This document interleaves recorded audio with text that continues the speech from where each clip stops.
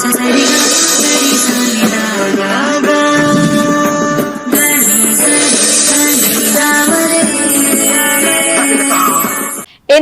ಕಾರ್ಯಕ್ರಮದಲ್ಲಿ ಪ್ರಸಿದ್ಧ ಜ್ಯೋತಿಷಿ ಉಪನ್ಯಾಸಕರು ಪಂಡಿತ್ ದಿನೇಶ್ ಗುರುಜಿ ಅವರು ನಮ್ಮ ಜೊತೆ ಇದ್ದಾರೆ. ಅವ್ರನ್ನ ಕಾರ್ಯಕ್ರಮಕ್ಕೆ ಬರಮಾಡ್ಕೊಳ್ಳೋಣ.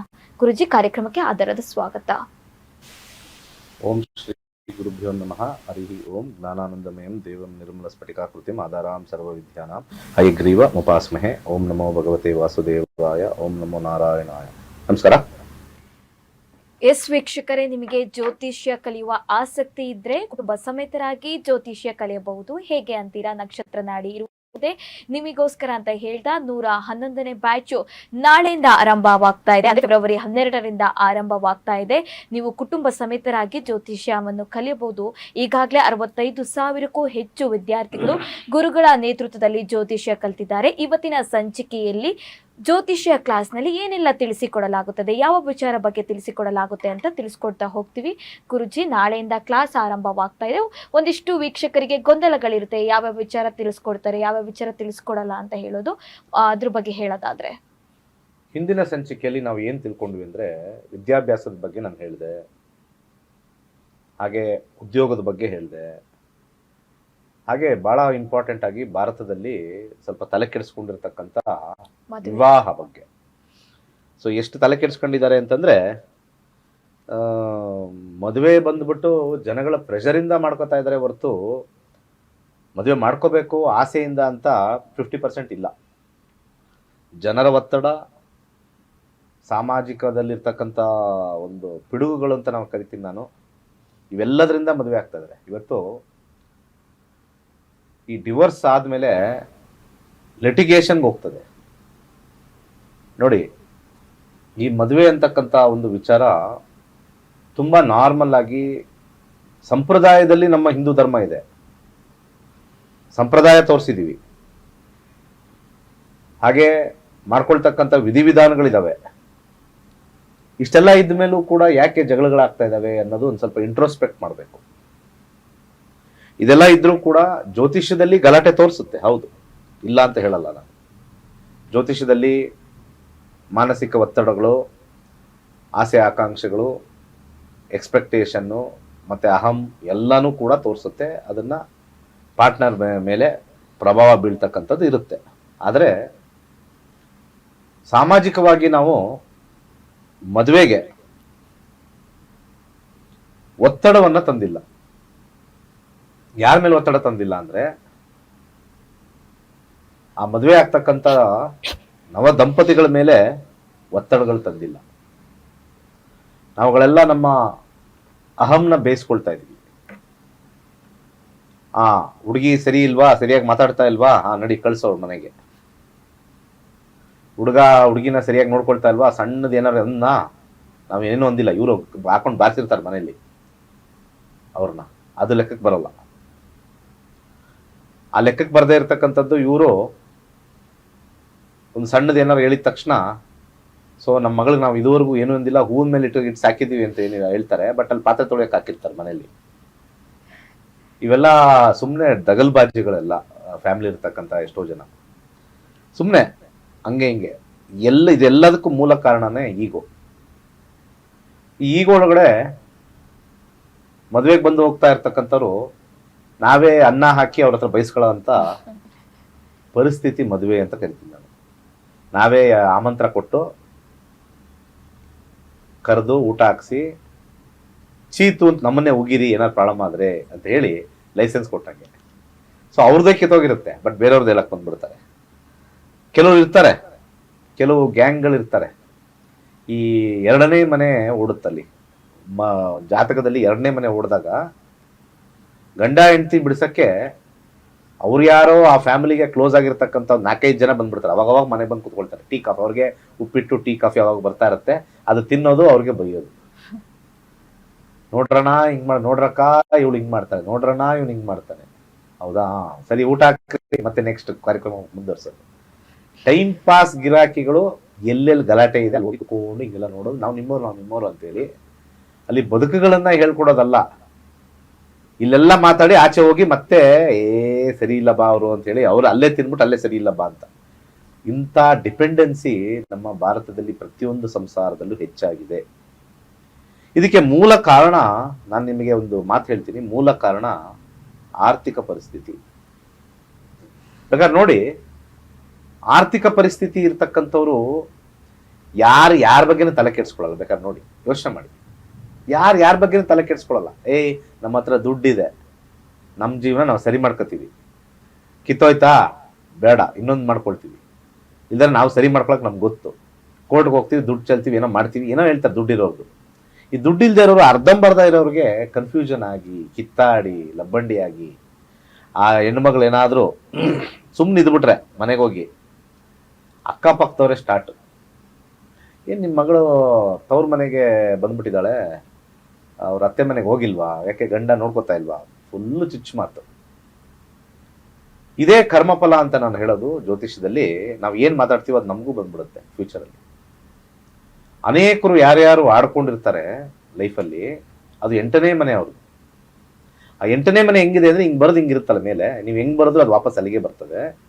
ಯಾರು ನೀವೆಲ್ಲ ಆಡ್ಕೊತೀರ ಪಕ್ಕದ ಮನೆ, ಎದುರುಗಡೆ ಮನೆ, ಇನ್ನೊಬ್ರದ್ದು, ಆ ಟೈಮಲ್ಲಿ ನಿಮ್ಮ ಮಕ್ಕಳದು, ನಿಮ್ಮ ಜೀವನ ಚೆನ್ನಾಗಿ ನಡೀತಾ ಇರುತ್ತೆ. ಅದೊಂದು ಸೈಕಲ್ ಕಾಯ್ತಾ ಇರುತ್ತೆ. 2 ವರ್ಷ 3 ವರ್ಷ ಅಂದರೆ ನಿಮ್ಮ ಮನೇಲೇ ನಡೆಯುತ್ತೆ. ನಿಮ್ಮಲ್ಲೇ ನಡೆದಾಗ ನೀವು ಅವಾಗ ಜಡ್ಜ್ ಆಗಿಬಿಡ್ತೀರ. ಇನ್ನೊಬ್ಬರ ಮನೇಲಿ ನಡೆದಾಗ ನೀವು ಲಾಯರು, ವಾದ ಮಾಡ್ತೀರಾ. ನಿಮ್ಮ ಮನೇಲಿ ಆದಾಗ ನೀವು ಜಡ್ಜ್ ಆಗಿಬಿಡ್ತೀರ. ಇದೇ ನಾವು ನ್ಯಾಯವನ್ನೇ ಕೊಟ್ಬಿಡ್ತೀವಿ ಅಂತಾರೆ. ಜಡ್ಜ್ ಏನು ಕೆಲಸ? ನ್ಯಾಯ ವಿತರಣೆ ಮಾಡ್ತಕ್ಕಂಥದ್ದು.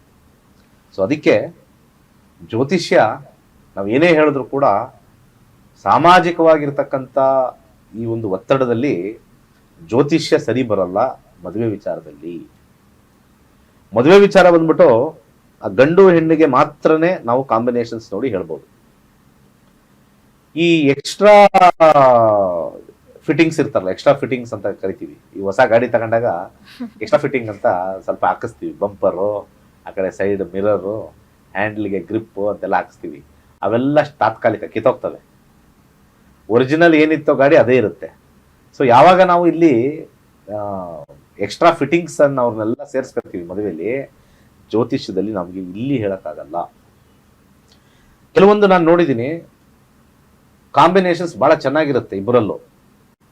ಈ 3ನೇ ವ್ಯಕ್ತಿ ಎಂಟರ್ ಆಗ್ಬಿಟ್ಟು ಲೈಫೇ ಬರ್ಬಾದ್ ಮಾಡ್ಕೊಂಡಿರ್ತಾರೆ. ನೋಡಕ್ ಚೆನ್ನಾಗಿರುತ್ತೆ, ಮ್ಯಾರೇಜ್ ಏನ್ ಕಿತ್ತೋಗಲ್ಲ.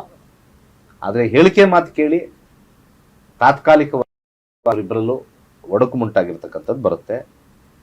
ಎಲ್ಲನೂ ಕೂಡ ಜ್ಯೋತಿಷ್ಯದಲ್ಲಿ ಪಿನ್ ಪಾಯಿಂಟ್ ಮಾಡೋದಿಲ್ಲ. ಜ್ಯೋತಿಷ್ಯದಲ್ಲಿ ಇವತ್ತು ನೀನು ಮಸಾಲೆ ದೋಸೆ ತಿಂತೀಯ ಅಂತ ಏನ್ ಬರ್ದಿರಲ್ಲ. ನೀನು ಆರೋಗ್ಯವಾಗಿರ್ತೀಯ ಅಂತಂದ್ರೆ ನೀನ್ ಏನ್ ಬೇಕಾದ್ರೆ ತಿನ್ಬೋದು, ಏನ್ ಬೇಕಾದ್ರೆ ಬಿಡ್ಬೋದು. ನಿನಗೆ ಯಾವಾಗ ಅನಾರೋಗ್ಯವಾಗಿರ್ತೀಯ ಆವಾಗ ನಿನಗೆ ಮಸಾಲೆ ದೋಸೆ ಸಿಗುತ್ತೆ ಅಂತ ಹೇಳಕ್ಕಾಗತ್ತಾ? ಸಾಧ್ಯನೇ ಇಲ್ಲ. ಸೊ ಜ್ಯೋತಿಷ್ಯ ಬಹಳ ವಿಭಿನ್ನವಾಗಿರ್ತಕ್ಕಂಥ ಸಬ್ಜೆಕ್ಟು. ಮೇನ್ ಹೆಡ್ಲೈನ್ಸ್ನ ಮಾತ್ರ ನೋಡ್ತಕ್ಕಂಥದ್ದು ಜ್ಯೋತಿಷ್ಯ. ಅರ್ಥ ಮಾಡ್ಕೊಳ್ಳಿ, ದಿನನಿತ್ಯ ನಡೀತಕ್ಕಂಥದ್ದೆಲ್ಲ ಜ್ಯೋತಿಷ್ಯದಲ್ಲಿ ಇಲ್ಲ. ಜೀವನದಲ್ಲಿ ಮುಖ್ಯ ಘಟನೆಗಳು ಏನೇನು ನಡೆಯುತ್ತೆ, ಏನೇನು ಆಗುತ್ತೆ ಅಂತ ನೋಡ್ತಕ್ಕಂಥದ್ದೇ ಜ್ಯೋತಿಷ್ಯ. ಅದನ್ನ ಬಂದು ನೀವು ಕಲಿಬೇಕು. ಮುಖ್ಯ ಘಟ್ಟಗಳು ಅಂತಂದ್ರೆ ಎಜುಕೇಶನ್ ಇವಾಗ ಹೆಂಗ್ ಮಾಡ್ತಾನೆ, ನಾಳೆ ಹೆಂಗ್ ಮಾಡ್ತಾನೆ, ನಾಡಿದ್ದು ಹೆಂಗ್ ಓದ್ತಾನೆ, ಈ ವರ್ಷ ಹೆಂಗ್ ಓದ್ತಾನೆ ಅನ್ನೋದಕ್ಕಿಂತ ಇವನು ಒಳ್ಳೆ ವಿದ್ಯಾವಂತನಾಗಿ 10th ಪಾಸ್ ಆಗಿ PUC ಮುಗಿಸ್ಕೊಂಡು ಒಳ್ಳೆ ಡಿಗ್ರಿ ಮಾಡಿ ಒಳ್ಳೆ ಎಜುಕೇಶನ್ ಮಾಡ್ತಾನಂತ ಓವರ್ ಆಲ್ ಪಿಕ್ಚರ್ ಅಲ್ಲಿ ಗೊತ್ತಾಗುತ್ತೆ. ಫುಲ್ ಆಗುತ್ತಾ, ಫುಲ್ ಆಗಲ್ಲ ಅಂತ. ಪ್ರತಿ ಹೆಜ್ಜೆಗೂ ಇವಾಗ ಯಾರೋ ಎದ್ದು ಬಿಟ್ಟಿರ್ತಾರೆ, ಅವನಿನ್ನೂ 5ನೇ ಕ್ಲಾಸು, ಡಲ್ ಆಗಿರ್ತಾನೆ ಪಾಪ, ಓದ್ತಾ ಇರಲ್ಲ. ಅವರು ಅದೇ ಲೈಫ್ ಲಾಂಗ್ ಕಂಟಿನ್ಯೂ ಅನ್ಕೊಂಡ್ಬಿಟ್ಟಿರ್ತಾರೆ. ಎಷ್ಟೋ ಜನ ರ್ಯಾಂಕ್ ತೆಗಿತಾ ಇರೋರು 5th ಸ್ಟ್ಯಾಂಡರ್ಡ್ 6th ಸ್ಟ್ಯಾಂಡರ್ಡ್ ಸ್ಕೂಲ್ಗೆ ಟಾಪರ್ ಆಗಿರೋರು 10th ಅಲ್ಲಿ ಫೇಲ್ ಆಗಿದ್ದಾರೆ. ಅಂದ್ರೆ ದಶಾಭುಕ್ತಿಗಳು ಬದಲಾಗ್ತಾ ಇದ್ದಂಗೆ ನಮ್ಮ ಮನಸ್ಥಿತಿ ಮತ್ತೆ ಪರಿಸ್ಥಿತಿಗಳು ಬದಲಾಗ್ತಾ ಇರುತ್ತೆ. ಅದನ್ನ ಬಂದು ಕಲಿತಕ್ಕಂಥದ್ದು, ನಾವು ನೋಡ್ತಕ್ಕಂಥದ್ದು ಮಾಡಿದ್ರೆ ನಮ್ಮ ಮಕ್ಕಳದು ನೋಡ್ಕೋಬಹುದು, ನಮ್ದು ನೋಡ್ಕೋಬಹುದು, ಹಾಗೆ ವಿಶೇಷವಾಗಿ ಎಲ್ಲ ವಿಚಾರದಲ್ಲೂ ನೋಡ್ಬೋದು. ಮತ್ತೊಂದು ವಿಚಾರ ಏನು ಅಂತಂದ್ರೆ, ಜ್ಯೋತಿಷ್ಯದಲ್ಲಿ ಸಮಸ್ಯೆನ ನಾವು ಕಂಡುಹಿಡಿಬಹುದು. ನನಗೊಂದು ಸಮಸ್ಯೆ ಬರುತ್ತೆ ಅಂತ, ಸಮಸ್ಯೆಯ ರೂಪವನ್ನ ಕಂಡುಹಿಡಿಯಕ್ಕಾಗಲ್ಲ. ಅರ್ಥ ಮಾಡ್ಕೊಳ್ಳಿ. ಈಗ 8ನೇ ಮನೆ ಇರುತ್ತೆ. 8ನೇ ಮನೆ ನಮಗೆ ಸಮಸ್ಯೆ ಕೊಡ್ತಕ್ಕಂಥದ್ದು. ಆ 8ನೇ ಮನೆ ಗ್ರಹಕ್ಕೆ ನಾವು ಸ್ವಲ್ಪ ದಾನಗಳನ್ನ ಮಾಡಿಕೊಂಡು ಅದಕ್ಕೆ ಬೇಕಾಗಿರ್ತಕ್ಕಂಥದ್ದು ಅದನ್ನ ಕಮ್ಮಿಲಿಡಬೇಕು. ಆದರೆ ನಾವೇನು ಮಾಡಿಲ್ಲ ಅಂತ ಅನ್ಕೊಳ್ಳೋಣ.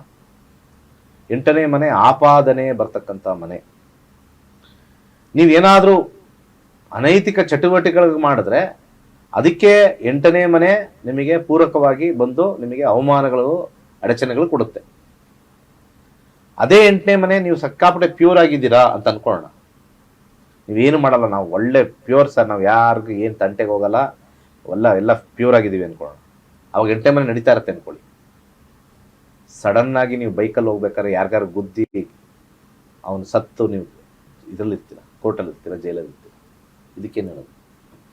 ನೀವು ಆರಾಮಾಗೇ ಹೋಗ್ತಾ ಇರ್ತೀರ, ನಾರ್ಮಲ್ ಆಗೇ ಹೋಗ್ತಾ ಇರ್ತೀರ. ಇದು ಪ್ರಾರಬ್ಧ ಕರ್ಮ ಅಂತಕ್ಕಿಂತ ಹೆಚ್ಚಾಗಿ ಹಿಂದಿನ ಜನ್ಮದ ಸಂಚಿತ ಕರ್ಮದಿಂದ ಬಂದಿರತಕ್ಕಂಥದ ಒಂದು ಕರ್ಮ ಅಂತ ತಗೊಳ್ಬೇಕು. ಯಾವಾಗಲೂ ನಾವೆಲ್ಲ ತಾತ್ಕಾಲಿಕವಾಗಿ ಎಲ್ಲರೂ ನೋಡ್ತಾ ಇದೀವಿ. ಇವಾಗ ಏನಾಯ್ತು ಅವ್ರಿಗೆ, ಏನಾಯ್ತು ಅವ್ರಿಗೆ ಆಕ್ಸಿಡೆಂಟ್ ಆಯ್ತಾ, ಅವ್ರಿಗೆ ಕಳ್ತನ ಮಾಡಿದ್ರ, ಅಥವಾ ಇನ್ನೊಂದು ಯಾವುದೋ ಒಂದು ಸಮಸ್ಯೆಯಿಂದ ಅವ್ರಿಗೆ ಅವಮಾನಗಳಾಯ್ತಾ ಅಂತ ನಾವು ಮೇಲ್ನೋಟದಲ್ಲಿ ನೋಡ್ತೀವಿ. ಅದು ಬರೆದಿಟ್ಟಿತ್ತು. ಆದರೆ ಜ್ಯೋತಿಷಿಗಳು ಒಂದು ತಿಳ್ಕೊಬೇಕು. ಎಲ್ಲರೂ ಜ್ಯೋತಿಷಿಗಳಿಗೆ ಹೇಳ್ತಾ ಇದ್ದೀನಿ ಫಸ್ಟ್. ಇದು ಈ 8ನೇ ಮನೆ ಬಂದಾಗ ಯಾವುದರಿಂದ ಸಮಸ್ಯೆ ಬರುತ್ತೆ ಅಂತ ನಮಗೆ ಗೊತ್ತಾಗೋದಿಲ್ಲ. ಸಮಸ್ಯೆ ಬರೋದು ಗೊತ್ತಿರುತ್ತೆ, ಯಾವ ರೂಪದಲ್ಲಿ ಬರುತ್ತೆ ಅಂತ ಗೊತ್ತಿರಲ್ಲ. ಇದನ್ನ ಸಾಮಾನ್ಯ ಜನಕ್ಕೆ ಅರ್ಥ ಆಗೋದಿಲ್ಲ. ಯಾಕಂದ್ರೆ ಅವರು ಸ್ವಲ್ಪ ಜೀವನದಲ್ಲಿ ನೊಂದಿರ್ತಕ್ಕಂಥ ವ್ಯಕ್ತಿಗಳು, ತಕ್ಕಂತ ಅರ್ಥ ಮಾಡ್ಕೊಳ್ಳಲ್ಲ. ಜ್ಯೋತಿಷಿಗಳು ಅಥವಾ ಒಂದು ಜ್ಯೋತಿಷ್ಯ ಅನ್ನೋ ಒಂದು ಸಬ್ಜೆಕ್ಟು ಒಂದು ವಿಚಾರವನ್ನ ತೋರಿಸುತ್ತೆ, ಮೂಲನ ತೋರಿಸಲ್ಲ. ಅರ್ಥ ಮಾಡ್ಕೋಬೇಕು. ಮದುವೆ ತೋರಿಸುತ್ತೆ, ಇದೇ ಹುಡುಗಿ ಬರುತ್ತಾ ಅಂತ ತೋರಿಸಲ್ಲ. ವಿವಾಹ ಆಗಬಹುದು ಅನ್ನೋದಷ್ಟೇ ತೋರಿಸುತ್ತೆ. ಈಗ ಅವನಿಗೆ ಯೋಗವಾಗಿದೆ, ಗ್ರಹಗತಿಗಳು ಅವರಿಗೆ ಈಸಿಯಾಗಿ ಆಕ್ಸೆಸಿಬಿಲಿಟಿ ಕೊಟ್ಟಿದೆ. ಈಗ ಒಂದು ಊರಿಗೆ ಒಂದು ಯಾರೊಬ್ಬ ಟ್ರಾವೆಲರ್ ಬರ್ತಾನೆ. ಆ ಟ್ರಾವೆಲರ್ಗೆ ಬರೀ 3 ದಿವಸ ಇರೋದು, ಬೆಂಗಳೂರಿಗೆ ಬರ್ತಾರೆ 3 ದಿವಸ. ಬೆಂಗಳೂರಲ್ಲಿ ನೋಡ್ತಕ್ಕಂಥ ಜಾಗಗಳು ಎಷ್ಟಿದಾವೆ? 3 ದಿವಸದಲ್ಲಿ ಎಷ್ಟು ಕವರ್ ಮಾಡೋಕ್ಕಾಗುತ್ತೋ ಅಷ್ಟೇ ಕವರ್ ಮಾಡೋಕ್ಕಾಗೋದು. ಇದನ್ನೇ ನಾನು ಜ್ಯೋತಿಷ್ಯಕ್ಕೆ ಅಳವಡಿಸ್ತೀನಿ. ಸೊ ಲಿಮಿಟೇಷನ್ಸ್ ಇಲ್ಲೂ ಇರುತ್ತೆ, ಅಲ್ಲೂ ಲಿಮಿಟೇಷನ್ಸ್ ಹೇಗಿರುತ್ತೆ ಅದೇ ತರ ಜ್ಯೋತಿಷ್ಯ. ಮದುವೆ ತೋರಿಸುತ್ತೆ, ಇಂಥವನ್ನೇ ಮದುವೆ ಆಗ್ತಾರೆ ಅಂತ ಸಾಧ್ಯನೇ ಇಲ್ಲ ಹೇಳಕ್ಕೆ. ಯಾರಾದ್ರೂ ಆತರ ಹೇಳಿದ್ರೆ ಅದು ಬರೀ ಸುಳ್ಳು. ಇನ್ ಕೇಸ್ ಇನ್ನೂ ನಿಯರ್ ಹೋಗ್ಬೇಕು, ಇಂಥವ್ರು ಆಗಬಹುದಾ ಅಂತ ಅನ್ನಕ್ಕೆ ಪ್ರಶ್ನಾಶಾಸ್ತ್ರ ಹಾಕಿ ಇಬ್ಬರಲ್ಲೂ ಮನಸ್ಸುಗಳು ಒಂದಾಗಿ ಓಕೆ ಅನ್ನೋ ಒಂದು ಚಾನ್ಸಸ್ ಇದೆಯಾ ಅಂತ ನಾವು ನೋಡೋಕ್ಕೆ ಪ್ರಶ್ನಾಶಾಸ್ತ್ರವನ್ನ ಹಾಕಿ ನಾವು ಮುಂದುವರಿಸ್ಬೋದು. 3 ಜಾತಕ ನೋಡಿದೀವಿ. ಈಗ ಇಲ್ಲಿರೋ ಹುಡುಗಿಗೆ ಆ 3 ಜನ ಹುಡುಗರು ಇಷ್ಟ ಆಗಿದೆ. ಇವ್ರ ಜಾತಕದಲ್ಲೂ ಮದುವೆ ಯೋಗ ಬಂದಿದೆ, ಅವರ 3 ಜಾತಕದಲ್ಲೂ ಮದುವೆ ಯೋಗ ಬಂದಿದೆ. ಮದುವೆ ಯಾಕೆ ಆಗ್ತಾ ಇಲ್ಲ ಅನ್ನಕ್ಕೆ ಇಲ್ಲಿ ಮನಸ್ಸು ಅನ್ನೋದು ಒಂದು ಪಾಯಿಂಟ್ ಜಾತಕದಲ್ಲಿ ಇರಲ್ಲ. ಜ್ಯೋತಿಷ್ಯ ನೀನು ಹೋಟ್ಲ್ಗೆ ಹೋಗ್ತೀಯಾ ಅಂತ ಹೇಳುತ್ತೆ, ಏನ್ ತಿಂತೀಯಾ ಅಂತ ಹೇಳಕ್ಕಾಗಲ್ಲಪ್ಪ. ಅರ್ಥ ಮಾಡ್ಕೊಳ್ರಯ್ಯ ನೀವೆಲ್ಲ ಪಬ್ಲಿಕ್ಗಳು ಅರ್ಥ ಮಾಡ್ಕೋಬೇಕು. ನಮ್ಮ ಹಿಂದೂ ಸನಾತನ ಧರ್ಮ ಬೈಯಲ್ಲ. ಅದು ಜ್ಯೋತಿಷ್ಯ ಎಷ್ಟು ಪವರ್ಫುಲ್ ಅಂದ್ರೆ ನೀನು ಹೋಟ್ಲ್ಗೆ ಹೋಗ್ತೀಯಾ ಅನ್ನೋದನ್ನು ನಿರ್ಣಯ ಮಾಡೋ ಹೇಳುತ್ತೆ. ಆದ್ರೆ ಹೋಟ್ಲ ನೀನು ಇಡ್ಲಿ ತಿಂತೀಯಾ, ಮಸಾಲೆ ದೋಸೆ ತಿಂತೀಯಾ, ಉಪ್ಪಿಟ್ಟು ತಿಂತೀಯಾ, ಬಿಸಿಬೇಳೆ ಭಾತ್ ತಿಂತೀಯಾ, ಬರೀ ಕಾಫಿ ಕುಡಿದು ಬರ್ತೀಯಾ ಅಥವಾ ಬರೀ ನೀರು ಕುಡ್ಕೊಂಡ್ ಬರ್ತೀಯಾ, ಅದು ನಿನ್ನ ಮನಸ್ಸಿನ ಮೇಲೆ ಬಿಟ್ಟಿರ್ತಕ್ಕಂಥದ್ದು. ಹಾಗೇನೆ ಇವರ ಜಾತಕದಲ್ಲಿ ಮದುವೆ ಯೋಗ ಇದೆ, ಚೆನ್ನಾಗಿದೆ. ಆ 3 ವರಗಳ ಜಾತಕದಲ್ಲೂ ಮದುವೆ ಯೋಗ ಇದೆ, ಚೆನ್ನಾಗಿದೆ ಅಂತಂದಾಗ ಇವ್ರಿಗೆ ಅದ್ರಲ್ಲಿ ಯಾರೋ ಒಬ್ರು ಇಷ್ಟ ಆಗ್ಬಿಟ್ಟಿರುತ್ತೆ. ಅದು ಹೋಗಿಲ್ಲ ಅಂದ್ರೆ 2ನೇದು ಇಷ್ಟ, 3ನೇದು ಬೇಡ ಅಂತ ಏನೋ ಒಂದು ಕಾಂಬಿನೇಷನ್ ಬಂದಾಗ ಆ ಮೊದಲನೇ ವ್ಯಕ್ತಿ ಇಷ್ಟ ಆಗಿರೋರು ಅವರ ಮನಸ್ಥಿತಿನೂ ಕೂಡ ಹಂಗೆ ಇರಬೇಕು. ಅವರು ಹೋಟೆಲ್ಗೆ ಬಂದಿದ್ದಾರೆ, ಇದೇ ಮಸಾಲೆ ದೋಸೆ ತಗೊಳ್ತಾರ ಅಥವಾ ಇನ್ನೊಂದು ಸೆಟ್ ದೋಸೆ ತಗೊಳ್ತಾರ, ಅದು ಅವ್ರಿಗೆ ಬಿಟ್ಟಿರೋದು. ಯಾಕಂದ್ರೆ ಅವ್ರಿಗೆ ಹೋಟೆಲ್ಗೆ ಬರೋ ಪ್ರವೇಶ ಜಾತಕದಲ್ಲಿ ತೋರಿಸಿದೆ. ಇದನ್ನಿಷ್ಟು ನೀವೆಲ್ಲ ಪಬ್ಲಿಕ್ ಅವರು ಅರ್ಥ ಮಾಡ್ಕೊಂಡ್ರೆ ಜ್ಯೋತಿಷದಲ್ಲಿ ಇವ್ರಾಗ್ತಾರ ಮದುವೆ, ಅವ್ರಾಗ್ತಾರ ಮದುವೆ, ಇದೇ ಸಿಗುತ್ತಾ ಅದೇ ಸಿಗುತ್ತಾ ಅಂತ ಹುಚ್ಚು ಪ್ರಶ್ನೆಗಳು ಕೇಳೋದಿಲ್ಲ. ಸೊ ಹಾಗೆ ಮತ್ತೆ ಬರೋಣ. ಎಲ್ಲರಿಗೂ ನಮಸ್ಕಾರ. ವೈಜ್ಞಾನಿಕ ತಂತ್ರಜ್ಞಾನವನ್ನು ಒಳಗೊಂಡಿರುವ ನಕ್ಷತ್ರ ನಾಡಿ ಜ್ಯೋತಿಷ್ಯ ತರಗತಿಗಳಿಗೆ ಸುಸ್ವಾಗತ. ಈ ತರಗತಿಗಳಲ್ಲಿ ಪಂಡಿತ್ ದಿನೇಶ್ ಗುರೂಜಿ ಅವರು ಕಲಿಸಿಕೊಡುವ ವಿಚಾರಗಳೆಂದರೆ ನಮ್ಮ ಬ್ರಹ್ಮಾಂಡದ ಸೃಷ್ಟಿ, ವಿಷ್ಣುವಿನ ದಶಾವತಾರಗಳಲ್ಲಿ ವೈಜ್ಞಾನಿಕ ಆಧಾರ, 4 ಯುಗಗಳು, ಉತ್ತರ ಧ್ರುವದ ಪ್ರಾಮುಖ್ಯತೆ, ನಕ್ಷತ್ರಗಳು, ರಾಶಿಗಳು, ರಾಹು ಮತ್ತು ಕೇತು ಪುರಾಣ, ರಾಶಿ ಚಕ್ರದಲ್ಲಿ 27 ನಕ್ಷತ್ರಗಳ ಸ್ಥಾನ, ರಾಶಿ ಚಕ್ರದ ಡಿಗ್ರಿ ಲೆಕ್ಕಾಚಾರ, ನಕ್ಷತ್ರದ 108 ಪಾದಗಳು, ದಶಾ ಲೆಕ್ಕಾಚಾರ, ರಾಶಿ ಚಕ್ರದ ಗುಣಲಕ್ಷಣಗಳು, ಲಗ್ನದ ಪ್ರಾಮುಖ್ಯತೆ, ಲಗ್ನ ಲೆಕ್ಕಾಚಾರ, ದಿನಗಳಲ್ಲಿ ಲಗ್ನವನ್ನು ಕಂಡುಹಿಡಿಯುವ ಸರಳ ಲೆಕ್ಕಾಚಾರ, ಲಗ್ನದಿಂದ ವಿವಿಧ ಮನೆಗಳಲ್ಲಿನ ಗ್ರಹಗಳು, ನಕ್ಷತ್ರ ನಾಡಿ ತತ್ವಗಳು, ಗ್ರಹಾಧಿಪತಿ, ನಕ್ಷತ್ರಾಧಿಪತಿ, ಉಪ ನಕ್ಷತ್ರಾಧಿಪತಿ ಲೆಕ್ಕಾಚಾರ, ಪ್ರಶ್ನಾಶಾಸ್ತ್ರದ ಮುಖೇನ 249 ವಿಭಾಗಗಳ ಲೆಕ್ಕಾಚಾರ, ವಿಶ್ಲೇಷಣೆಯಲ್ಲಿ ದಶಾ, ಭುಕ್ತಿ, ಅಂತರ್ಭುಕ್ತಿಯ ಅರ್ಥ, ಜಾತಕದಲ್ಲಿ, ಶಿಕ್ಷಣದಲ್ಲಿ ಆಯ್ದುಕೊಳ್ಳಬಹುದಾದ ಕೋರ್ಸ್, ಪಡೆಯಬಹುದಾದ ಶೇಕಡವಾರು ಯಶಸ್ಸು, ಉದ್ಯೋಗ ಅಥವಾ ವ್ಯವಹಾರದಲ್ಲಿ ಕ್ಷೇತ್ರದ ಆಯ್ಕೆ, ವ್ಯವಹಾರದಲ್ಲಿ ಯಶಸ್ಸಿನ ಲೆಕ್ಕಾಚಾರ, ಮದುವೆ ವಿಚಾರದಲ್ಲಿ ಸಂಯೋಗಗಳು, ತೊಂದರೆಗಳು, ವಿಚ್ಛೇದನ, ಸಂತಾನದಲ್ಲಿ ತೊಂದರೆಗಳು, ವಿಳಂಬವಾಗುವುದು, ಆಸ್ತಿ ಅಥವಾ ವಾಹನ ಖರೀದಿಯಲ್ಲಿನ ಸಮಯವನ್ನು ತಿಳಿಯುವುದು, ಆರೋಗ್ಯ ವಿಚಾರಗಳಲ್ಲಿ ಶುಭ ಅಶುಭ ಸಮಯದ ಲೆಕ್ಕಾಚಾರ, ಆರೋಗ್ಯ ಸಮಸ್ಯೆಗಳು ಉಂಟಾಗುವ ಸಮಯ ಮುಂತಾದ ವಿಚಾರಗಳ 3 ಹಂತಗಳಲ್ಲಿ ಶುಭ ಅಶುಭ ಸಂಯೋಗಗಳ ವಿಭಜನೆ, ಪವರ್ ಪೊಸಿಷನ್, ಪುಷ್ಪ ಸಿದ್ಧಾಂತ, ಗೋಚಾರದ ವಿಶ್ಲೇಷಣೆ, ಆಯ್ದ ಸೆಲೆಬ್ರಿಟಿಗಳ ಜಾತಕಗಳ ವಿಶ್ಲೇಷಣೆ, ಪರಿಹಾರಗಳು, ರತ್ನಗಳು, ರುದ್ರಾಕ್ಷಿಗಳು, ಮಂತ್ರ, ಕಲರ್ ಥೆರಪಿ, ದಾನದ ಪರಿಕಲ್ಪನೆ, ಇನ್ನು ಅನೇಕ ವಿಚಾರಗಳ ಬಗ್ಗೆ ಅತ್ಯಂತ ಸರಳವಾಗಿ ಗುರೂಜಿಯವರು ತರಗತಿಯಲ್ಲಿ ಕಲಿಸಿಕೊಡುತ್ತಾರೆ. ಈ ತರಗತಿ ಜೊತೆಗೆ ಅತ್ಯಾಧುನಿಕ ತಂತ್ರಜ್ಞಾನದಿಂದ ಬಳಕೆಯಲ್ಲಿರುವ ಗೋಲ್ಡ್ ಟ್ರೀ ಆಸ್ಟ್ರೋ ಆಪ್ ಮೂಲಕ ಜಾತಕವನ್ನು ಪರಿಶೀಲಿಸುವ ಸುಲಭವಾದ ತಂತ್ರಗಳನ್ನು ಗುರೂಜಿಯವರು ತಿಳಿಸಿಕೊಡುತ್ತಾರೆ. ಜೀವನಕ್ಕೆ ಅತ್ಯಗತ್ಯವಾಗಿರುವ ವಿಚಾರಗಳನ್ನು ತಿಳಿಯಲು ಇಂದೇ ಈ ನಕ್ಷತ್ರ ನಾಡಿ ತರಗತಿಯನ್ನು ಸೇರಿ ನಿಮ್ಮ ಜೀವನದ ವಿಚಾರಗಳಿಗೆ ಮಾರ್ಗದರ್ಶಕವಾಗಿರುವ ಜ್ಯೋತಿಷ್ಯವನ್ನು ಅಳವಡಿಸಿಕೊಳ್ಳಿ. ಹೆಚ್ಚಿನ ಮಾಹಿತಿಗೆ ಇಂದೇ ನಮ್ಮ ನಕ್ಷತ್ರ ನಾಡಿಯನ್ನು ಸಂಪರ್ಕಿಸಿ. ಧನ್ಯವಾದಗಳು. ಕೈಲಾಶ್ ಯಂತ್ರವು ಪುರಾತನವಾದ, ಪ್ರಾಚೀನವಾದ, ಅತ್ಯಂತ ಶಕ್ತಿಶಾಲಿಯಾದ ಯಂತ್ರವಾಗಿದೆ. ಸುಮಾರು 800ರಿಂದ 1000 ವರ್ಷಗಳ ಹಿಂದೆ ಹಲವಾರು ಸಂಯೋಗಗಳಿಂದ ರಚಿಸಲ್ಪಟ್ಟಿರುವ ವಿಶೇಷವಾದ ಯಂತ್ರವೇ ಈ ಕೈಲಾಶ್ ಯಂತ್ರ. ಈ ಕೈಲಾಶ್ ಯಂತ್ರದ ಮಧ್ಯ ಭಾಗದಲ್ಲಿ ಬರುವಂತಹ ಕೋರ್ ಭಾಗದಲ್ಲಿರುವಂತಹ ಸಂಖ್ಯಾಶಾಸ್ತ್ರದ ಲೋಶೋ ಗ್ರಿಡ್, ಈ ಕೋರ್ ಸುತ್ತ ಬರುವಂತಹ 12 ಪ್ರಾಣಿಗಳು ಚೀನಿ ವಿಶೇಷ ಪ್ರಾಣಿಗಳು, ಅನಿಮಲ್ ಸ್ಪಿರಿಟ್ ಅನ್ನು ಸೂಚಿಸುತ್ತದೆ. ಅದರ ಸುತ್ತ ಇರುವಂತಹ ವಿಶೇಷವಾಗಿರುವಂತಹ ಮಂತ್ರ, ಅದರ ಸುತ್ತ 4 ಅಂಶಗಳಾದ ಓಂ, ಸ್ವಸ್ತಿಕ್, ತ್ರಿಶೂಲದ ಶಿವನ ಅಂಶದಿಂದ ದಿಗ್ಬಂಧನವಾಗಿದೆ. ಈ ಕೈಲಾಶ್ ಯಂತ್ರದಲ್ಲಿ ಬರುವಂತಹ ಮಂತ್ರವನ್ನು ಪ್ರತಿ ಸೋಮವಾರ 108 ಬಾರಿ ಜಪಿಸುವುದರಿಂದ ಮತ್ತು ಕೆಂಪು ಹೂಗಳಿಂದ ಪೂಜಿಸುವುದರಿಂದ ಹೆಚ್ಚಿನ ಧನಾತ್ಮಕ ಶಕ್ತಿಯನ್ನು ಪಡೆಯುವುದರ ಜೊತೆಗೆ ಜೀವನದಲ್ಲಿ ನೆಮ್ಮದಿ, ಹಣಕಾಸು, ಆರೋಗ್ಯ, ವಿದ್ಯಾಭ್ಯಾಸದಲ್ಲಿ ಯಶಸ್ಸನ್ನು ಗಳಿಸಬಹುದಾಗಿದೆ. ಈ ಯಂತ್ರಕ್ಕಾಗಿ ಇಂದೇ ನಮ್ಮ ನಕ್ಷತ್ರ ನಾಡಿ ತಂಡವನ್ನು ಸಂಪರ್ಕಿಸಿ. ಧನ್ಯವಾದಗಳು. ವೀಕ್ಷಕರೇ, ನಿಮಗೆ ಜ್ಯೋತಿಷ್ಯ ಕಲಿಯುವ ಆಸಕ್ತಿ ಇದ್ರೆ ನಾಳೆಯಿಂದ ಜ್ಯೋತಿಷ್ಯ ಕ್ಲಾಸ್ಗೆ ಆರಂಭವಾಗಬಹುದು. ನಕ್ಷತ್ರ ನಾಡಿ 111ನೇ ಬ್ಯಾಚ್ ಆರಂಭವಾಗ್ತಾ ಇದೆ. ನಾವು ಮದುವೆ ವಿಚಾರವಾಗಿ ಮಾತನಾಡ್ತಾ ಇದ್ವಿ, ಅದನ್ನ ಮುಂದುವರಿಸ್ತಾರೆ ಗುರುಗಳ ಮದುವೆ ವಿಚಾರ ತಿಳಿಸ್ಕೊಡ್ತಾ ಇದ್ರಿ, ಮುಂದುವರ್ಸೋದಾದ್ರೆ. ಹಾಗೆ ಮದುವೆ ವಿಚಾರದಲ್ಲಿ ನಾವು ಜ್ಯೋತಿಷ್ಯದಲ್ಲಿ ಏನು ತುಂಬಾ ಜನ ನೋಡಲ್ಲ ಅಂತಂದ್ರೆ, ಈ ಒಂದು ಮದುವೆ ಆದ ನಂತರ ಸಾಕಷ್ಟು ದಂಪತಿಗಳು ಈ ಲೈಂಗಿಕ ವಿಚಾರದಲ್ಲಿ ಸ್ವಲ್ಪ ಅತೃಪ್ತಿ ಅಥವಾ ಸಮಸ್ಯೆಯನ್ನ ಎದುರಾಗ್ತಾರೆ. ತುಂಬಾ ಜನ ಹೇಳೋ ಪ್ರಕಾರ ಸ್ವಲ್ಪ ಮೆಡಿಕಲ್ ಗೊತ್ತಿರುತ್ತೆ. ಸೊ ಕೆಲವು ಗಂಡಸರಿಗೆ ಸ್ವಲ್ಪ ಈ ಲೈಂಗಿಕ ಆಸಕ್ತಿ ಆಗಲಿ ಒಂದು ಶಕ್ತಿ ಆಗಲಿ ಇರೋದಿಲ್ಲ, ಅದನ್ನು ಮದುವೆಯಲ್ಲಿ ಹೇಳಿರಲ್ಲ.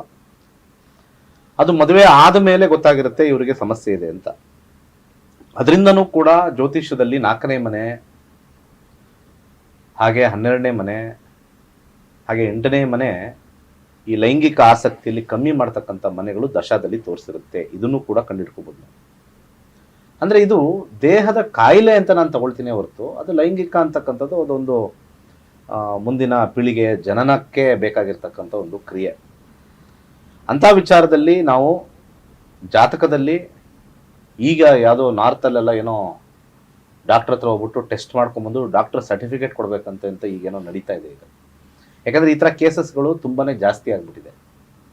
ಈಗ ಇರೋಲ್ಲ ಫುಡ್ಡು, ಲೈಫ್ ಸ್ಟೈಲು, ಮತ್ತು ವರ್ಕ್ ಎಥಿಕ್ಸಲ್ಲಿ ಸ್ವಲ್ಪ ಲೈಂಗಿಕವಾಗಿ ಅಸಮರ್ಥನೆ ಇರತಕ್ಕಂಥದ್ದು ಸ್ವಲ್ಪ ಹೆಚ್ಚಾಗಿ ಕಂಡುಬರೋದ್ರಿಂದ ಮದುವೆ ಮಾಡ್ಕೊಳ್ತಕ್ಕಂಥ ಮೂಲ ಉದ್ದೇಶ ಮೊದಲು ಸಂತಾನೋತ್ಪತ್ತಿ, ಹಾಗೆ ಅದರಲ್ಲಿ ಸಂಸಾರ, ಹಾಗೆ ಒಂದು ಬಾಳ್ವೆ. ಮದುವೆ ಆದವರೆಲ್ಲ ಅದನ್ನೆಲ್ಲ ಇಂಪಾರ್ಟೆಂಟ್ ಆಗಿ ನೋಡಬಾರ್ದು ಅಂತಂದ್ರೆ ಮದುವೆ ಆಗದೇನೆ ಇರೋದು ಒಳ್ಳೆಯದು. ಮದುವೆಯ ಮೊದಲ ಸ್ಟೆಪ್ ಏನಂತಂದ್ರೆ ಗಂಡ ಹೆಂಡತಿ ಅನ್ಯೋನ್ಯತೆ ಮತ್ತು ಅವರ ಒಂದು ಪ್ರೀತಿ ಪ್ರಣಯ ಈ ರೀತಿಯಾಗಿರ್ತಕ್ಕಂಥದ್ದು. ಯಾವಾಗ ಫಸ್ಟ್ ಲೆವೆಲಲ್ಲೇ ಬ್ರೇಕ್ ಆಯಿತು ಅಲ್ಲಿ ಮಾನಸಿಕವಾಗಿ ಕುಗ್ತಕ್ಕಂಥ ಒಂದು ವರ್ಗ ತುಂಬಾ ಇರುತ್ತೆ. ಯಾಕಂದರೆ ಅಲ್ಲಿ ಜಾತಕದಲ್ಲಿ ಅವರು ಸಾಫ್ಟ್ ಆಗಿರ್ತಾರೆ. ಜನ ಯಾವ ಥರ ನೋಡ್ತಾರೆ ಅಂತಂದರೆ, ಈ ಜ್ಯೋತಿಷ್ಯದಲ್ಲೂ ಕೂಡ ಕೆಲವರಿಗೆ ಜಾತಕದಲ್ಲಿ ಈ ಥರ ಇದೆ ಅಂತ ಕಂಡಿಯಕ್ಕಾಗಲ್ಲ, ಬರಲ್ಲ.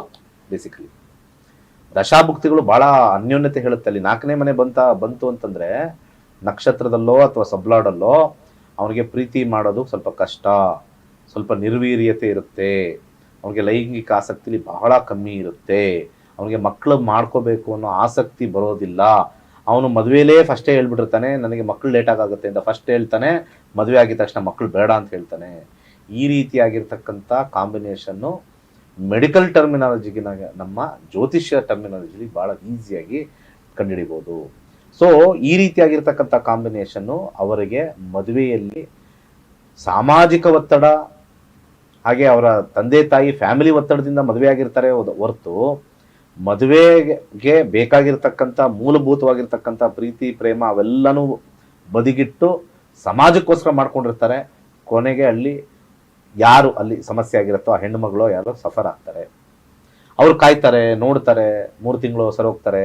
ಆಮೇಲೆ ಅದ್ರ ಜೊತೆಗೆ ಇನ್ನೊಂದೇನು ಅಂತಂತಂದ್ರೆ ಆ ಹೆಣ್ಣುಮಗಳು ಪಾಪ ಈ ರೀತಿಯಾಗಿರ್ತಕ್ಕಂಥ ಸಮಸ್ಯೆಗೆ ಬನ್ನಿ ಡಾಕ್ಟರ್ ಹತ್ರ ಹೋಗೋಣ, ಇದಕ್ಕೆಲ್ಲ ಟ್ರೀಟ್ಮೆಂಟ್ ಮಾಡ್ಬೋದು ಅಂತ ಹೇಳಿ ಬಹಳ ಪ್ರೀತಿಯಿಂದ ಕರೆದ್ರು ಕೂಡ ಕೆಲವು ತಲೆಕೆಟ್ಟ ಗಂಡಸರು, ಕೆಲವರು ಮತಿಕೆಟ್ಟ ಗಂಡಸರು ಅವರಿಗೆ ಈ ರೀತಿಯಾಗಿರ್ತಕ್ಕಂಥ ಹೆಣ್ಣು ಸಿಕ್ಕಿದೆ, ನನ್ನ ನ್ಯೂನ್ಯತೆನ ಅವಳು ಅರ್ಥ ಮಾಡ್ಕೊಂಡಿದ್ದಾಳೆ, ಪ್ರೀತಿ ಕೊಟ್ಟು ಆಯ್ತು ನಡಿ ಹೋಗೋಣ ಡಾಕ್ಟರ್ ಹತ್ರ ಹೋಗೋಣ ಸರಿ ಮಾಡಿಸ್ಕೊಳ್ಳೋಣ ಅನ್ನೋಂಥ ಪರಿಜ್ಞಾನ ಇಲ್ಲದೆ ಇರ್ತಕ್ಕಂಥ ಜಾತಕಗಳು ನನಗೆ ಬೇಕಾದಷ್ಟು ಬಂದಿದ್ದಾವೆ.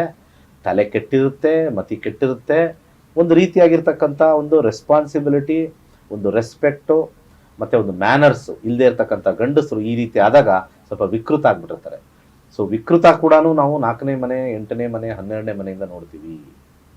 ಯಾರಿಗೆ 4ನೇ ಮನೆ 8ನೇ ಮನೆ 12ನೇ ಮನೆ ಬಂದಿರುತ್ತೆ ಪ್ಲಸ್ 6ನೇ ಮನೆ ಬಂದಿರುತ್ತೆ, 6ನೇ ಮನೆ ಸ್ವಲ್ಪ ಫೈಟಿಂಗ್ ಸ್ಪಿರಿಟ್ಸ್ ಬಂದ್ಬಿಡುತ್ತೆ ಜ್ಯೋತಿಷದಲ್ಲಿ. ಸೊ ಅದಕ್ಕೆ ವಿವಾಹದಲ್ಲಿ ಬಹಳಷ್ಟು ಕಾಂಬಿನೇಷನ್ಸ್ ನೋಡಿ ಮದುವೆ ಮಾಡಬೇಕು. ತುಂಬ ಜನ ಏನು ಮಾಡ್ತಾರೆ, ಈ ಗುಣಲಕ್ಷಣಗಳಂತ ಹೇಳ್ಬಿಟ್ಟು ಗುಣಮಿಲನ ಅಂತ ಹೇಳಿ 36ಕ್ಕೆ ಅದು ಬಂದಿದೆಯಾ, ನಾಡಿ ಬಂದಿದೆಯಾ, ಅದು ಬಂದಿದೆಯಾ, ಇದು ಬಂದಿದೆಯಾ ಅಂತ ಹೇಳಿ ಆ ಗಣ ಈ ಗಣ ಅಂತ ಹೇಳಿ ಮಾಡಿರ್ತಕ್ಕಂಥದ್ದು. ಈಗೆಲ್ಲ ಅದೆಲ್ಲ ಕಮ್ಮಿ ಆಗ್ಬಿಟ್ಟಿದೆ. ಈಗ ರಾಕ್ಷಸ ಗಣ ಆ ಗಣ ಎಲ್ಲ ಕಮ್ಮಿ ಆಗ್ಬಿಟ್ಟಿದೆ. ಎಲ್ಲೋ ಒಂದು 10% ಆ ಕಡೆ ಈ ಕಡೆ, ಎಲ್ಲೋ ಒಂದು 10% ಆ ಕಡೆ ಈ ಕಡೆ ಈ ವಿಚಾರದಲ್ಲಿ ಇದ್ದಾರೆ. ಈ ನಕ್ಷತ್ರ ಟು ನಕ್ಷತ್ರ ನೋಡಿ ಹೇಳ್ತಕ್ಕಂಥ ಜ್ಯೋತಿಷ್ಯ ಅಲ್ವೇ ಅಲ್ಲ, ಅರ್ಥ ಮಾಡ್ಕೊಳ್ಳಿ. ತುಂಬ ಜನ ಇದನ್ನ ತಲೆಯಲ್ಲಿ ಇಟ್ಕೋಬೇಕು. ನಕ್ಷತ್ರ ಟು ನಕ್ಷತ್ರ ಮ್ಯಾಚ್ ಮಾಡ್ತಕ್ಕಂಥದ್ದು ಜ್ಯೋತಿಷ್ಯ ಅಲ್ಲ, ದಶ ಟು ದಶ ಮ್ಯಾಚ್ ಮಾಡಬೇಕು. ಯಾರ್ಯಾರು ಜ್ಯೋತಿಷ್ಯ ಹೇಳ್ತಾ ಇದ್ದಾರೆ, ಪುರೋಹಿತರಾಗಿರ್ಬೋದು, ಜ್ಯೋತಿಷರಾಗಿರ್ಬೋದು, ಈ ಪರಾಶರ ಸಿಸ್ಟಮಲ್ಲಿ ಇರ್ಬೋದು, ನೀವು ದಶ ಟು ದಶ ಮ್ಯಾಚ್ ಮಾಡಿಲ್ಲ ಅಂತಂದ್ರೆ ವಿವಾಹದ ಬಗ್ಗೆ ಏನೂ ಹೇಳಕ್ಕಾಗಲ್ಲ. ಯಾಕಂದ್ರೆ ದಶ ವೈವಾಹಿಕ ಜೀವನ ಹೇಳುತ್ತೆ, ಆರ್ಥಿಕ ಪರಿಸ್ಥಿತಿ ಹೇಳುತ್ತೆ, ಆರೋಗ್ಯ ಹೇಳುತ್ತೆ, ಪ್ರೀತಿ ಬಗ್ಗೆ ಹೇಳುತ್ತೆ, ಪ್ರೀತಿ ನಿಖಾರವಾಗಿರ್ತಕ್ಕಂಥದ್ದು ಹೇಳುತ್ತೆ, ಪ್ರತಿಯೊಂದು ದಶ ಹೇಳುತ್ತೆ. ನಿಮಗೆ ನಕ್ಷತ್ರ ಟು ನಕ್ಷತ್ರ ಮ್ಯಾಚ್ ಮಾಡ್ತಿರಲ್ಲ ಅದು ಏನನ್ನೂ ಹೇಳಲ್ಲ. ಅದಕ್ಕೆ 36ರಲ್ಲಿ 33 35 ಬಂದಿರೋರು ಕೂಡ ಕೋರ್ಟ್ಗೆ ಹೋಗಿರೋ ನಿದರ್ಶನ ಇದೆ. ಯಾಕಂದ್ರೆ ದಶ ಕೆಟ್ಟೋಗಿದೆ. ಯಾವಾಗ ದಶಾ ಭುಕ್ತಿಗಳು ಕೆಟ್ಟೋಗುತ್ತೋ ಜೀವನ ಕೆಡುತ್ತೆ. ಯಾವ್ಯಾವ ಏರಿಯಾದಲ್ಲಿ ಅದು ತೋರಿಸಿರುತ್ತೋ ಅದು ಕೆಡಿಸುತ್ತೆ. ಇದನ್ನೆಲ್ಲ ತಿಳ್ಕೊಬೇಕು ಅಂತಂದ್ರೆ ನಮ್ಮ ನಕ್ಷತ್ರ ನಾಡಿ ಕಲಿಕೆ ನಿಮಗೆ ಪರ್ಫೆಕ್ಟ್ ಆನ್ಸರ್ ಕೊಡುತ್ತೆ. ಹಣೆ ಬರನ ಬದಲಾಯಿಸಕ್ಕಾಗಲ್ಲ, ಇದನ್ನ ತಿಳ್ಕೊಳ್ಳಿ ಎಲ್ಲರೂ. ತುಂಬಾ ಜನ ಜ್ಯೋತಿಷ್ಯರಿಗೆ ಕಮೆಂಟ್ ಮಾಡ್ತೀರಿ ನೀವೆಲ್ಲ, ಇವನ ಹಣೆ ಬರನೇ ಗೊತ್ತಿಲ್ಲ, ಇವನ ಹಣೆ ಬರನೇ ಗೊತ್ತಿಲ್ಲ ಅಂತ. ಒಂದು ಹೇಳ್ತೀನಿ, ಜ್ಯೋತಿಷ್ಯ ಸರಿಯಾಗಿ ಕಲ್ತಿರೋರು, ಸರಿಯಾಗಿ ತಿಳ್ಕೊಂಡಿರೋರು ಭವಿಷ್ಯ ಗೊತ್ತಿರುತ್ತೆ. ಆದರೆ ಹೆಡ್ಲೈನ್ಸ್ ಏನಿದೆ ಗೊತ್ತಾ, ಬದಲಾಯಿಸಕ್ಕಾಗಲ್ಲ ಅಂತ. ಸೊ ಬದಲಾಯಿಸಕ್ಕಾಗಲ್ಲ ಅಂತಂದ್ರೆ ಏನಕ್ಕೆ ಜ್ಯೋತಿಷ್ಯ ಕಲಿಬೇಕು ಅಂತಂದ್ರೆ ಮನಸ್ಸಲ್ಲಿರ್ತಕ್ಕಂಥ ಭಯ ಹೋಗ್ಲಾಡ್ಸಕ್ಕೆ. ನಾನು ಬಿಸ್ನೆಸ್ ಮಾಡ್ತೀನಿ ಅನ್ನೋ ವಿಚಾರದಲ್ಲಿ ಹೋಗಿ ಒಂದು 10 ಲಕ್ಷ ಹಾಕಿ ಬಿಸ್ನೆಸ್ ಮಾಡಿ ಕೈಗೆ ಚಿಪ್ಪು ಬಂದು ಈ ಕಡೆ ಕೆಲಸನೂ ಇಲ್ಲ ಆ ಕಡೆ ಬಿಸ್ನೆಸ್ಸು ಇಲ್ಲ ಅಂದಾಗ ಮೊದಲೇ ಆ ಟೈಮಲ್ಲಿ ಬರೋ ಭಯ ಫಸ್ಟೇ ಜ್ಯೋತಿಷ್ಯ ನೋಡಿಕೊಂಡು ನನ್ನ ಜಾತಕದಲ್ಲಿ ಒಂದು ಬಿಸ್ನೆಸ್ ಯೋಗ ಇಲ್ಲ ಅಂತ ಹೇಳಿ ತಿಳ್ಕೊಳ್ಳೋಕ್ಕೆ ಕಲಿಬೇಕು. ಹಣೆ ಬರನ ಬದಲಾಯಿಸಕ್ಕಾಗಲ್ಲ ಅಂತ ಹೇಳ್ತಾ ಇರ್ತಕ್ಕಂಥ ಮೂಲ ಉದ್ದೇಶ ನೀವು ಅರ್ಥಕೊಂಡ್ರೆ ಮಾತ್ರನೇ ಇದು ಗೊತ್ತಾಗುತ್ತೆ. ಅದು ಬಿಟ್ರೆ ಜ್ಯೋತಿಷಿಗಳಿಗೆ ಅವ್ನ ಜೀವನ ಅವನಿಗೆ ಗೊತ್ತಿಲ್ವಾ, ಅವ್ನ ಲೈಫ್ ಅವನಿಗೆ ಗೊತ್ತಿಲ್ವಾ, ಎಲ್ಲರ ಲೈಫಲ್ಲೂ ಪ್ರಾಬ್ಲಮ್ ಬರುತ್ತೆ. ನೀವು ಹೇಳೋದು ಹೆಂಗೆ ಅಂದರೆ, ಪಬ್ಲಿಕ್ಕು ನೀವೆಲ್ಲ ಕಮೆಂಟ್ಗಳು ಹಾಕ್ತಿರಲ್ಲ, ನೀವು ಹೇಳೋದು ಹೆಂಗೆ ಅಂದರೆ, ಡಾಕ್ಟರ್ ಓದಿದ ತಕ್ಷಣ ಅವನಿಗೆ ಕ್ಯಾನ್ಸರ್ ಬರಬಾರ್ದು ಅನ್ನೋ ಮನಸ್ಥಿತಿ ಅವ್ರು. ನೀವು ಡಾಕ್ಟರ್ ಆಗಿದ ತಕ್ಷಣ ಅವನಿಗೆ ಏಡ್ಸ್ ಬರಬಾರ್ದು ಅನ್ನೋ ಮನಸ್ಥಿತಿ ಅವ್ರು ನಿಮ್ದೆಲ್ಲ. ಈ ರೀತಿಯ ಮನಸ್ಥಿತಿನ ಯಾರಿಗೆ ಬರುತ್ತೆ ಅಂತಂದರೆ, ಕೆಲವರು ಜೀವನದಲ್ಲಿ ಉದ್ಧಾರ ಆಗದೇ ಇರೋರು, ಅಲ್ಪವಾಗಿ ಆಲೋಚನೆ ಮಾಡೋರಿಗೆ ಈ ರೀತಿ ಆಲೋಚನೆ ಬರುತ್ತೆ. ಜೀವನದ ಕಷ್ಟ ನಷ್ಟಗಳೆಲ್ಲ ನೋಡಿರೋರು ಯಾವುದ್ರ ಬಗ್ಗೆ ತಲೆ ಕೆಡಿಸ್ಕೊಳ್ಳಲ್ಲ. ಅವ್ನು ಹೇಳ್ತಾರದು ಸರಿ, ಹಣೆ ಬರಹನ ಬದಲಾಯಿಸಕ್ಕಾಗಲ್ಲ, ಆದರೆ ಹಣೆ ಬರಲಿ ಏನಿದೆ ಅಂತ ನೋಡ್ಕೊಳ್ತಕ್ಕಂಥದ್ದು ಜ್ಯೋತಿಷ್ಯ ಹೊರತು ಹಣೆ ಬರಹನ ಬದಲಾಯಿಸ್ತಕ್ಕಂಥ ಒಂದು ವಿಚಾರ ಜ್ಯೋತಿಷ್ಯ ಅಲ್ವೇ ಅಲ್ಲ. ನಿಮ್ಗೆ ಯಾರಾದ್ರೂ ನಾವು ಹಣೆ ಬರಹನ ಬದಲಾಯಿಸ್ತಿದೀವಿ ಅಂತಂದ್ರೆ ಅವ್ನಿಗೋಗಿ ಏನಾದ್ರು ಒಂದು ಧರ್ಮದೇಟ್ ಹಾಕ್ಬಿಟ್ಟು ಬನ್ನಿ. ಧರ್ಮದೇಟ್ ಹಾಕ್ತಿರೋ ಇನ್ನೊಂದು ಏನಾರು ಎತ್ಕೊಂಡಾಗ ಹಾಕ್ಬಿಟ್ಟು ಬನ್ನಿ. ಯಾವ ಜೀವನವನ್ನು ಬದಲಾಯಿಸಕ್ಕಾಗಲ್ಲ. ದೇವರಿಟ್ಕೊಂಡು ದೇವರ ಹೆಸರಲ್ಲಿ ದೊಂಬರಾಟ ಆಗ್ತಕ್ಕಂಥದ್ದು, ಡ್ರೆಸ್ಗಳು ಹಾಕ್ಕೊಂಡು, ವಿಭೂತಿಗಳು ಹಾಕ್ಕೊಂಡು, ನಾಮಗಳು ಹಾಕ್ಕೊಂಡು, ಕಣ್ಣೂರ್ಗೂ ಹಾಕ್ಕೊಂಡು, ಮೂತಿಯವ್ರಿಗೂ ಹಾಕೊಂಡು, ಕೆಲವು ಕಣ್ಣೇ ಮುಚ್ಕೊಂಡು ಹಾಕ್ಕೊಂಡು ಏನು ಸಾಧನೆ ಮಾಡೋಕ್ಕಾಗ್ತಾ ಇಲ್ಲ ಅವ್ರ ಕೈಲಿ. ಸುಮ್ಮನೆ ತಾತ್ಕಾಲಿಕವಾಗಿರ್ತಕ್ಕಂಥ ಒಂದು ಸಣ್ಣ ಪರಿಹಾರ, ಮನಸ್ಸಿಗೆ ಪರಿಹಾರ ಕೊಡ್ತಾ ಇದ್ದಾರೆ ಹೊತ್ತು ಪ್ರಾಬ್ಲಮ್ಗೆ ಪರಿಹಾರ ಯಾರು ಕೊಡೋಕ್ಕಾಗಲ್ಲ. ಇದನ್ನ ಅರ್ಥ ಮಾಡ್ಕೊಂಡು ಹೋಗಿ.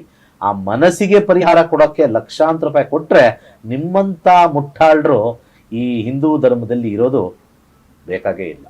ನಾನು ಹೇಳ್ತಾ ಇದ್ದೀನಲ್ಲ, ಜ್ಯೋತಿಷ್ಯದಲ್ಲಿ 2 ಲಕ್ಷ ಪೂಜೆ, 3 ಲಕ್ಷ ಪೂಜೆ, 50,000 ಪೂಜೆ, 30,000 ಪೂಜೆನೂ ವೇಸ್ಟೆ. 6,999 ರೂಪಾಯಿ ನಿಮ್ಮ ಹಣೆ ಬರದಲ್ಲಿ ಏನಿದೆ ಅಂತ ತಿಳ್ಕೊಳ್ಳೋಕ್ಕೆ ಬಂದ್ಬಿಡಿ. ಅದು ಬಿಟ್ಟು ನೀವು 6,000, 7,000, 10,000 ಪೂಜೆ ಮಾಡ್ತಾ ಇದ್ದೀನಿ ಅಂದರೆ ಎಲ್ಲೋ ನಿಮಗೆ ಸಮಸ್ಯೆ ಗೊತ್ತಾಗುತ್ತೆ. ನಿಮಗೆ ಮಾನಸಿಕವಾಗಿ ಸಮತೋಲನವಾಗಿಲ್ಲ ಅಂತ. ಹಣೆ ಬರನ ಬದಲಾಯಿಸಕ್ಕಾಗಲ್ಲ. ಜ್ಯೋತಿಷಿಗಳು ಅವ್ರ ಲೈಫ್ ಬದಲಾಯಿಸಕ್ಕಾಗಲ್ಲ ರೀ. ಅವ್ರ ಲೈಫ್ ಅವರೇ, ನನ್ನ ಲೈಫ್ ನಾನೇ ಬದಲಾಯಿಸಕ್ಕಾಗಲ್ಲ. ನಂದು ಏನಿದೆ ಅದೇ ಇದೆ. ನನಗೆ ಈ ತಿಂಗಳಲ್ಲಿ ಇಷ್ಟೇ ದುಡ್ಡು ಬರಬೇಕು ಅಂದ್ರೆ ಅಷ್ಟೇ ದುಡ್ಡು ಬರೋದು. ನಾವು ಗಣ ಹೋಮ ಮಾಡಿಸಿ, ಶ್ರೀ ಸೂಕ್ತ ಮಾಡಿಸಿ, ಲಕ್ಷ್ಮಿ ಹೋಮ ಮಾಡಿಸಿದ ತಕ್ಷಣ ಏನು 5 ಲಕ್ಷ ಬರೋ ಜಾಗದಲ್ಲಿ 50 ಲಕ್ಷ ಬರೋದು. ಅರ್ಥ ಆಯ್ತಾ? ದಯವಿಟ್ಟು ಇದನ್ನ ಅರ್ಥ ಮಾಡ್ಕೊಂಡ್ರೆ ಜ್ಯೋತಿಷ್ಯಕ್ಕೆ ಒಂದು ಬೆಲೆ, ಜ್ಯೋತಿಷಿಗಳಿಗೂ ಒಂದು ಬೆಲೆ ಬರುತ್ತೆ. We are just humans decoding what is there in life. ಇದನ್ನ ಅರ್ಥ ಮಾಡ್ಕೊಳ್ಳಿ. We are just humans decoding what is there in the store of astrology. ಆದರೆ ಈ ಜ್ಯೋತಿಷಿಗಳು ಕೆಲವರು ಬದಲಾಯಿಸ್ತೀವಿ ಅಂತ ಹೇಳ್ತಕ್ಕಂಥದ್ದು ಹಣದ ಆಸೆಗೆ ಹೊರತು ನಿಜವಾದ ಜ್ಯೋತಿಷದಲ್ಲಿ ಏನಿದೆ ಅನ್ನೋದಕ್ಕೆ ಹೇಳೋದಕ್ಕಲ್ಲ.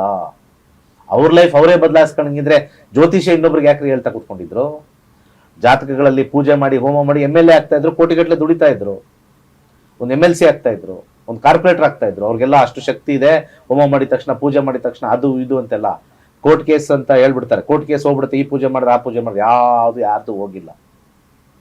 ಮನಸ್ಸಿಗೆ ನೆಮ್ಮದಿ ಸ್ವಲ್ಪ ದಿವಸ ಸಿಗಲಿ ಅಂತ ಶಾಸ್ತ್ರದಲ್ಲಿ ಪೂಜೆ ಪುನಸ್ಕಾರಗಳು ಹೇಳಿದ್ದಾರೆ. ಕರ್ಮ ಬದಲಾಯಿಸಕ್ಕಲ್ಲ, ನೆಮ್ಮದಿ ಮತ್ತೆ ಕಾನ್ಫಿಡೆನ್ಸಿಗೆ. ಅರ್ಥ ಮಾಡ್ಕೊಳ್ಳಿ.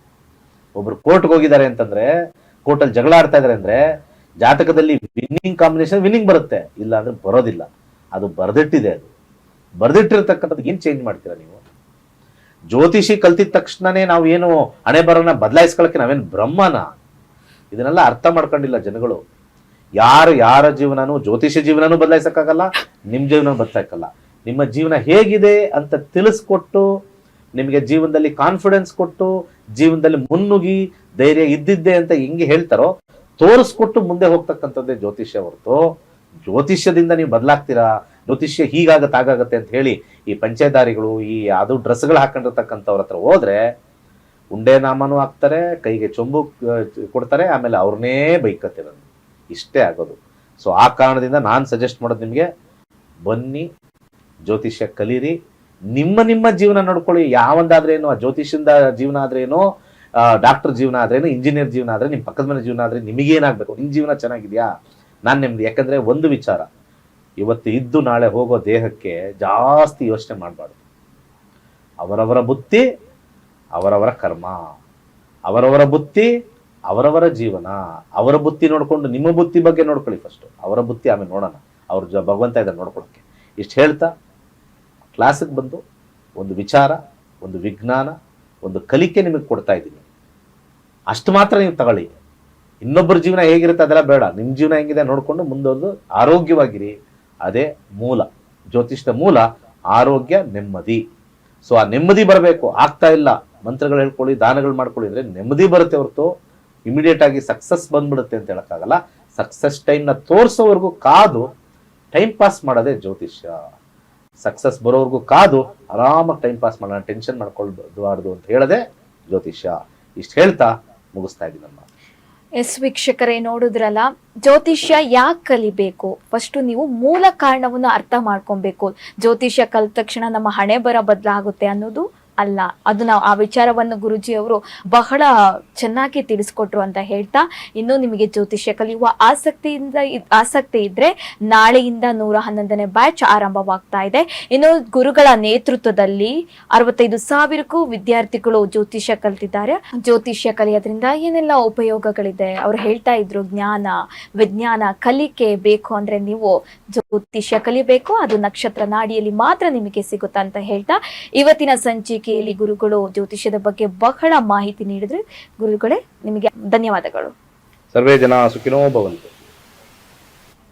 ಇದಾಗಿತ್ತು ಈ ಹೊತ್ತಿನ ವಿಶೇಷ. ನೋಡ್ತಾ ಇರಿ ಜನತಾ ಟಿವಿ, ಸದಾ ಜನಪರ.